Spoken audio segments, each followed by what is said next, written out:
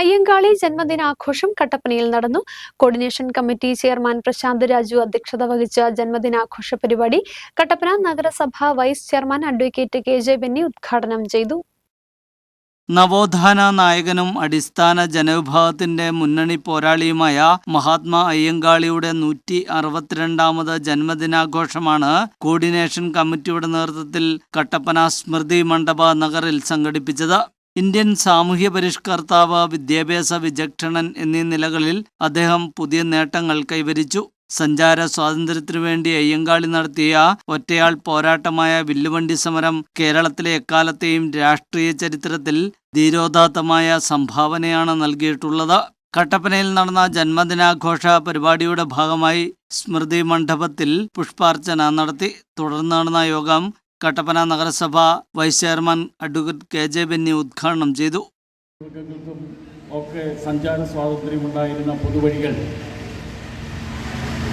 ചില ആളുകൾക്ക് മാത്രമായി നിന്നുകൊണ്ട് മറ്റ് ആളുകൾ ജാതിയുടെയോ മതത്തിൻ്റെയോ പേരിൽ മാറ്റി നിർത്തപ്പെട്ടിരുന്ന കാലഘട്ടത്തിലാണ് വില്ലുവണ്ടി സമരത്തിലൂടെ പൊതുവഴിയിൽ സ്വാതന്ത്ര്യം നേടിത്തരുന്നതിന് വേണ്ടി നടത്തിയ പോരാട്ടം നമ്മളാരും മറന്നിട്ടുണ്ടാവില്ല.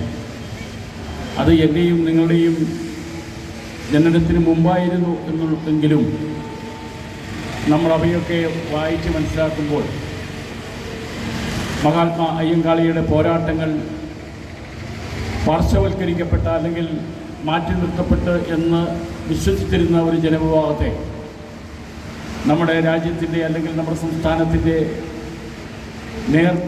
വഴിയിലേക്ക് ദിശാബോധത്തോടെ കൊണ്ടുവന്ന കാഴ്ചയും നമ്മൾ കാണിക്കുന്നുണ്ട്.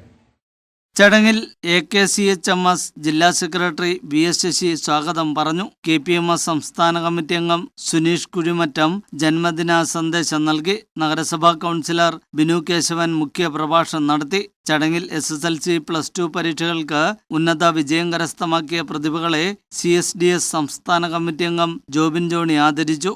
യോഗത്തിൽ ജോബിൻ ജോണി, KR രാജൻ, രാജു ആഞ്ഞിലിത്തോപ്പിൽ, Santhosh Joseph, AK Raju, KR Raju തുടങ്ങിയവർ പങ്കെടുത്തു. News bureau, Kattappana.